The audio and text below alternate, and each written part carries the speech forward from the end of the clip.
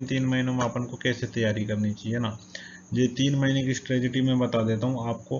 तो ये अपनी एक लाइन है। तो अपने पास इस प्रकार के 3 मंथ बचे हैं।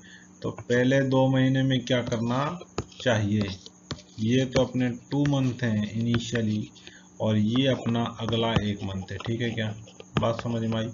यहाँ पर अपना फर्स्ट अटेम्प्ट हो रहा होगा और यहाँ पर अपना सेकंड अटेम्प्ट हो रहा होगा। इसमें अपनी क्या प्रायोरिटी होनी चाहिए, फर्स्ट अटेम्प्ट में हमारी प्रायोरिटी क्या होनी चाहिए कि हमारा कोर्स कंप्लीट हो, कोर्स कंप्लीट हो। ठीक है, हम कोर्स कंप्लीट करके अपना फर्स्ट अटेम्प्ट दें, ऐसा हमारा टारगेट होना चाहिए। ठीक है, हाँ। और सिलेबस को कैसे ख़त्म करना, तो अपने पास 3 सब्जेक्ट आ जाते हैं, फिजिक्स, केमिस्ट्री और मैथ। इसमें आपको फॉर्मूला एक भी नहीं छोड़ना। हैंडबुक उठाओ, सारे फॉर्मूले देख जाओ। एससी वर्मा में कुछ दे रखा है, एनसीईआरटी में कुछ दे रखा है, हैंडबुक में कुछ दे रखा है, क्लास नोट्स में कुछ दे रखा है। जहाँ कहीं भी छोटे मोटे फॉर्मूले हों, सारे फॉर्मूले रट्टा मार के जाना। ठीक है, फिजिक्स में फॉर्मूला बेस्ड क्वेश्चन आएंगे, आते हैं, और डाटा पुट करके आंसर आते हैं।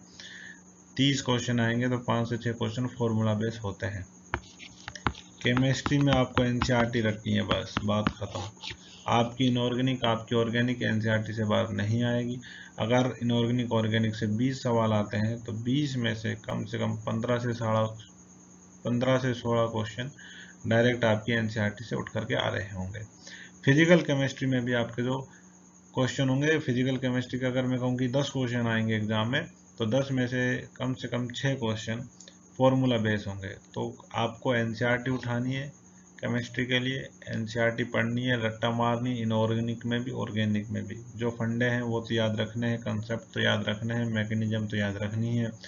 बाकी इनऑर्गेनिक और ऑर्गेनिक में याद रखने की चीज़ें काफ़ी सारी हैं जो आपको याद रखनी पड़ेंगी। फिजिकल में भी फॉर्मूला बेस्ड क्वेश्चन आएंगे।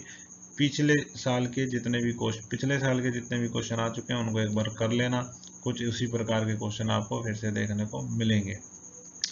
मैथ साहब आपसे प्रैक्टिस मांगती है, मैथ प्रैक्टिस मांगती है। अगर प्रैक्टिस है तो नंबर आएंगे, प्रैक्टिस नहीं है तो नंबर नहीं आएंगे। तो मैथ में प्रैक्टिस के अलावा और कोई चारा नहीं है। फिजिक्स की तरह फॉर्मूले रट लिए तो 5 क्वेश्चन ठीक हो जाएंगे। केमिस्ट्री में एनसीईआरटी रट्टा मार के चले गए, समझ में आए ना आए तो नंबर आ जाएंगे। मैथ में ऐसा कोई सिस्टम नहीं है। हाँ, आपका एक पे एग्ज़ाम ऐसा होगा जिसमें 240 नंबर के आसपास 99 परसेंटाइल बन रही होगी। उस एग्ज़ाम में हो सकता है आपका एक आधा फॉर्मूला बेस वाला क्वेश्चन लग जाए। लेकिन ऐसे एग्ज़ाम जिनमें 180 पर और 200 नंबर, इन नंबरों पर 99 परसेंटाइल बनेगी, ऐसे एग्ज़ाम्स में आपका मैथ में कोई फॉर्मूला यूज नहीं हो रहा होगा। पूरे अच्छे क्वेश्चन होंगे, सॉल्व करना पड़ेगा तो आंसर आएंगे।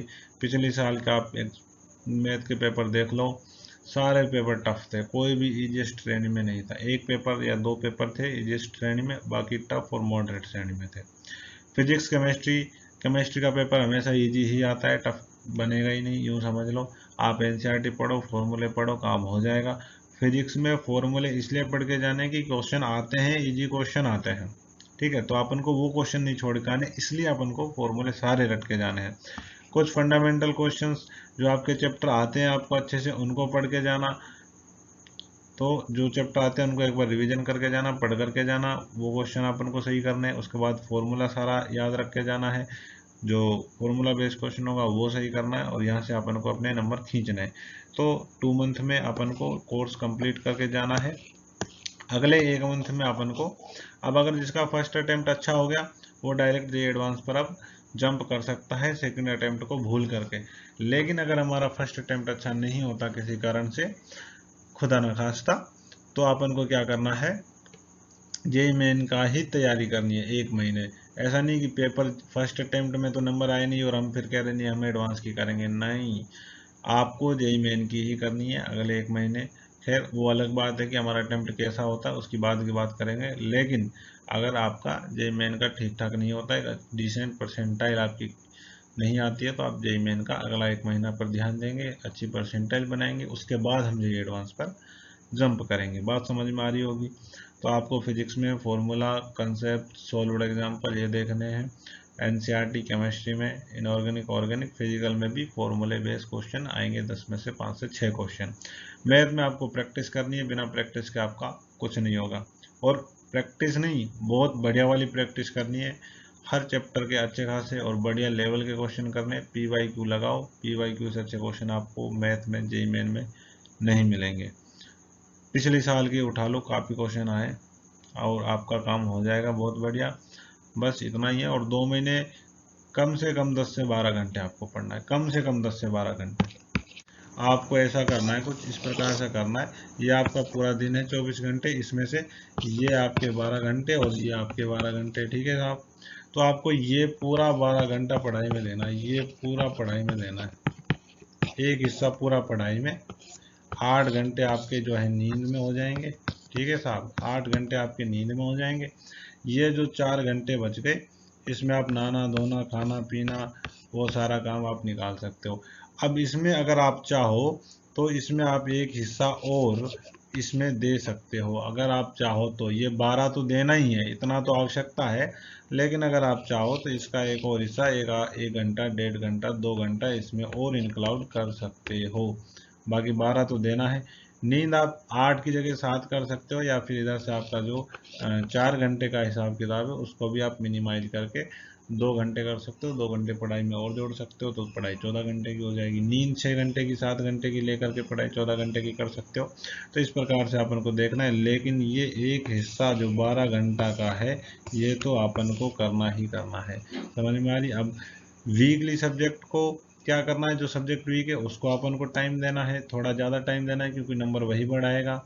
और जो सब्जेक्ट पहले से अच्छे हैं, जिसमें 100 में से 60 नंबर आ रहे हैं, उसमें तो 70 से 80 होंगे, उनको भी टाइम देना है, लेकिन कंपेयरली कम देना है। उनको रिवीजन करना है, टाइम टाइम पे क्वेश्चंस लगाते रहने, DPP लगाता रहना है। जो सब्जेक्ट वीक है, जिसमें नंबर कम आते हैं, 100 में से 20 आ रहे हैं, 30 आ रहे हैं, उस पर ज़्यादा ध्यान दो, ताकि 20 से 60 70 तक पहुँच सकें, और वहाँ से हम एक अच्छा मार्जिन 30 40 50 नंबर का बढ़ा करके अपने स्कोर में अच्छा खासा चेंज कर सकें। तो ये चीज़ें हैं कुछ, तो अपन को इस तरह से पढ़ना है। ये मैंने तैयार करनी है। 2 महीने शादी ब्याह, दोस्ती मित्र पार्टी सब कुछ भूल जाओ, घूमना फिरना। और एक दो चीज़ जो हम सोचते हैं कि क्या, कि भाई आज आज कर लेता हूँ, आज आज ये मूवी देख लेता हूँ, आज आज शादी में हो जाता हूँ, आज आज इस दोस्त से बात कर लेता हूँ, आज आज घूम जाता हूँ। ये जो आज आज है, इसको बंद करना पड़ेगा। अगर ये आज आज आपका बंद नहीं हुआ तो आपका सिलेक्शन नहीं होगा, और जिस दिन आपका आज आज बंद हो गया, उस दिन आपका सिलेक्शन हो जाएगा। ध्यान रखना। Thanks for everyone. जचा के पढ़ो, मिनिमम 12 घंटे तो पढ़ना ही है। ओके।